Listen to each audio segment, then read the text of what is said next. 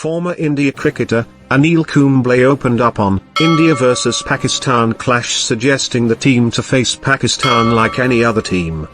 India and Pakistan will face each other in Asia Cup, and the upcoming ODI World Cup 2023 in Sri Lanka and Pakistan respectively. Kumble also recalled the immense pressure and expectations against Pakistan during his playing days, saying that, lose even to Kenya but not to Pakistan. In Asia Cup 2023, arch rivals will face each other on September 2, 2023 at Pallekele International Cricket Stadium in Sri Lanka.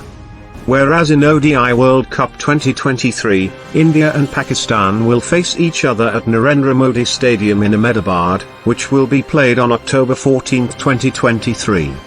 Indian opener, Shikhar Dhawan also recalled his experience against Pakistan.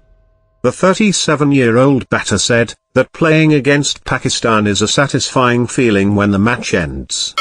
The batter also revealed that the intensity on the field is high, but there's also some light chat with Pakistan cricketers.